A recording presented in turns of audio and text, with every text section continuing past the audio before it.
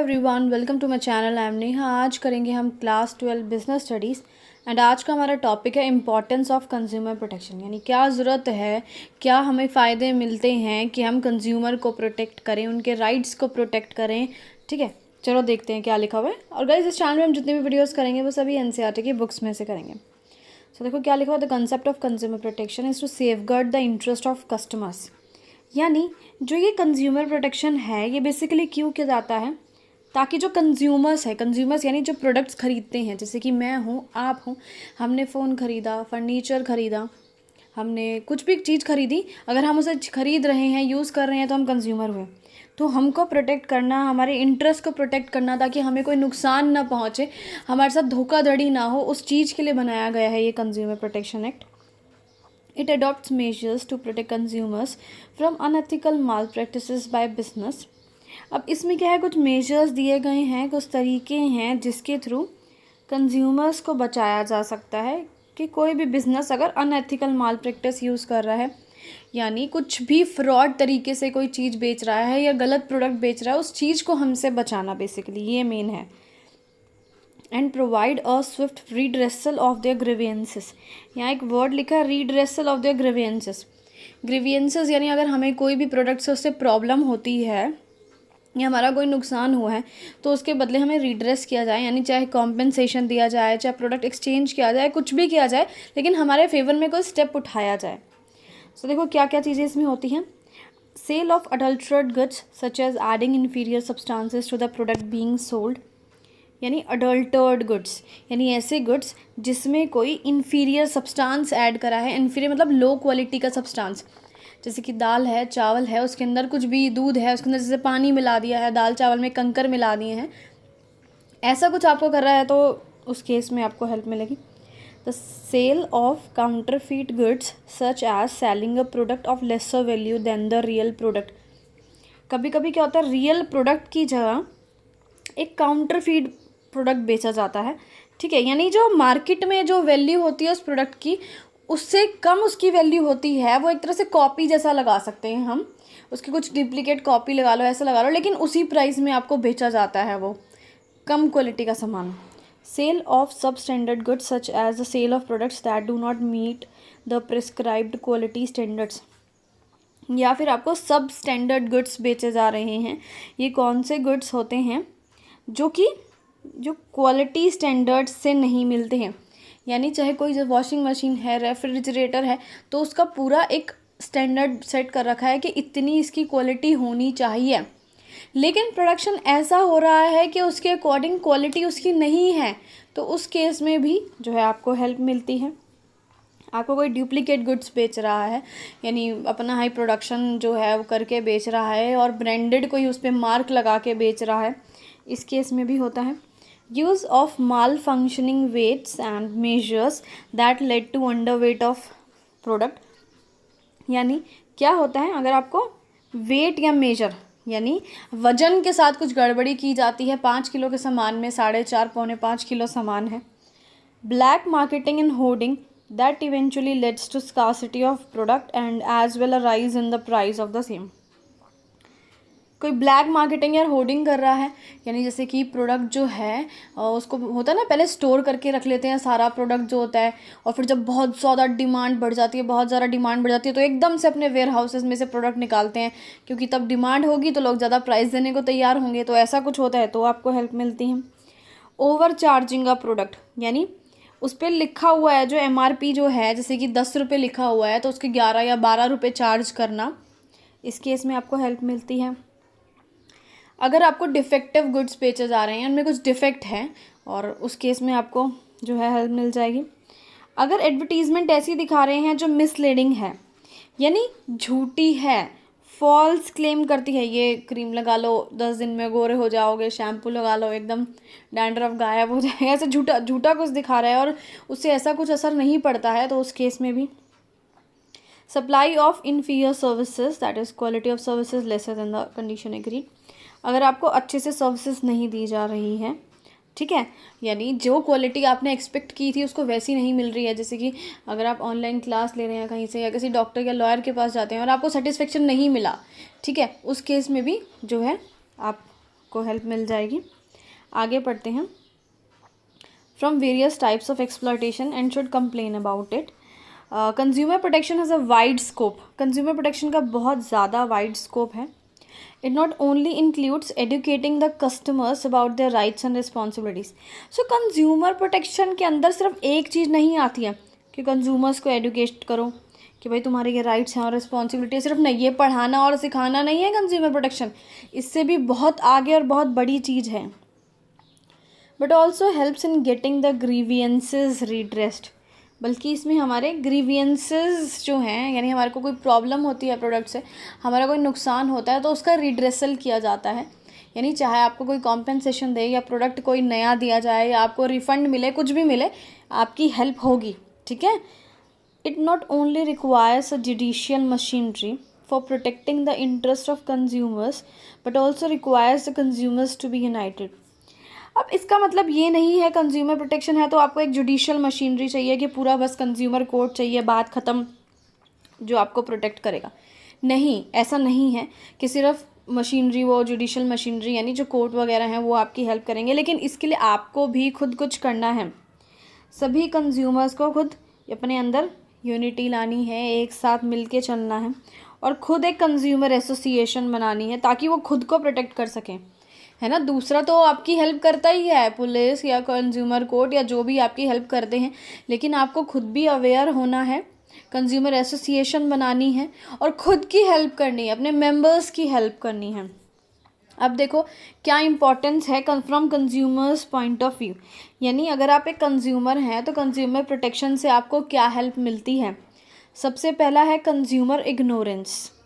यानी in the light of widespread ignorance of consumers about the rights and relief available to them, it becomes necessary to educate them about the same so as to achieve consumer awareness.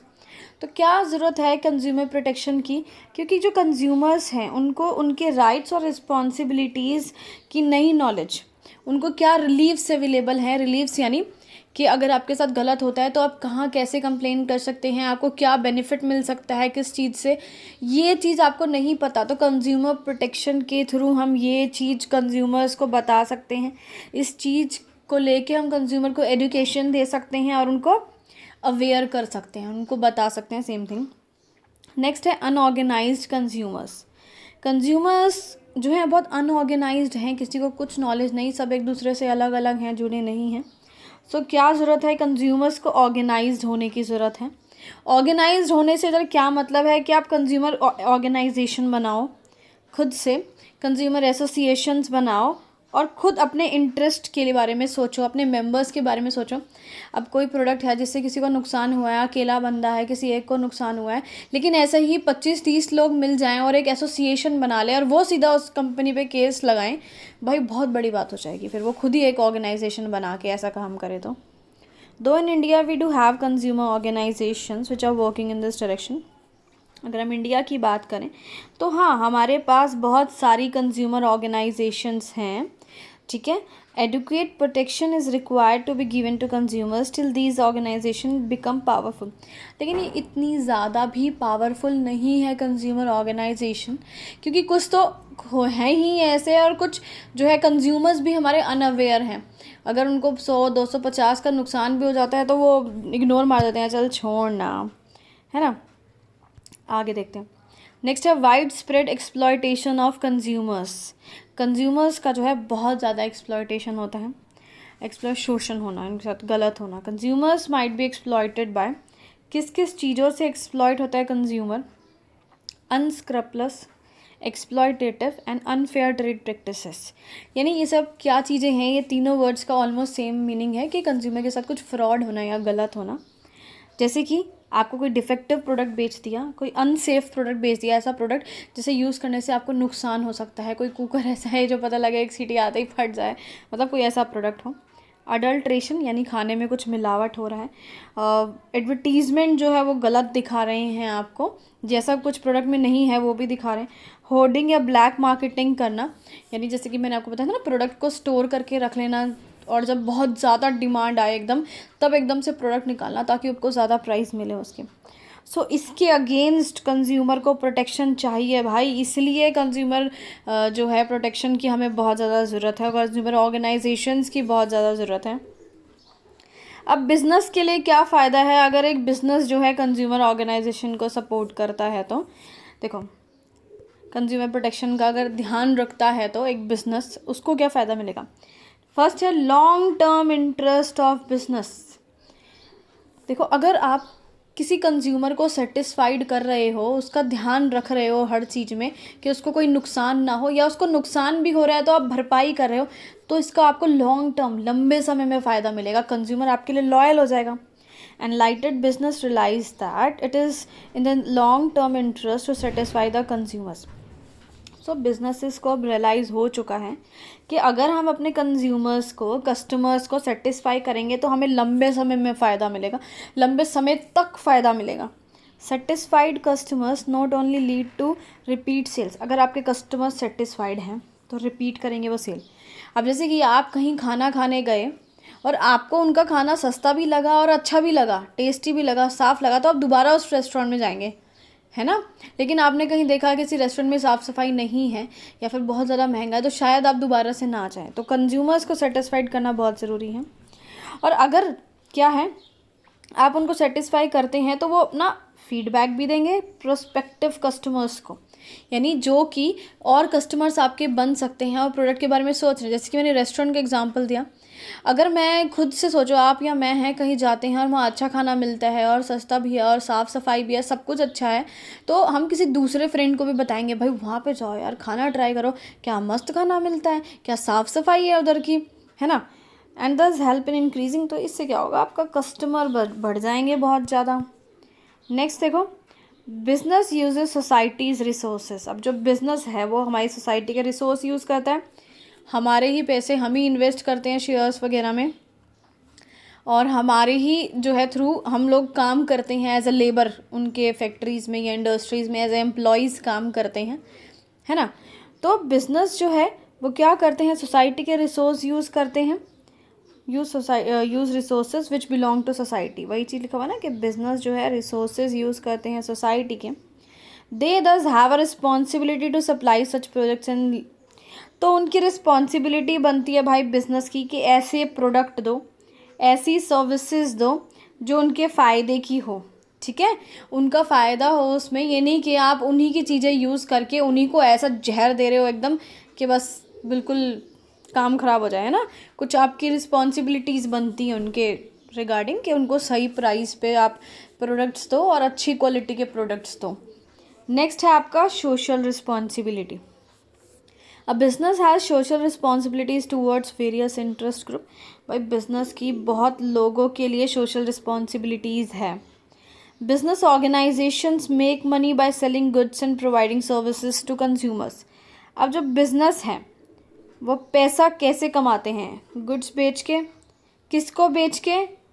Consumers को, हम लोगों को। जब वो अपने product बेचते हैं उसके बदले हम उन्हें पैसे देते हैं, तभी तो उनके पास पैसे आते हैं। Thus consumers form an important group among the many stakeholders of the business।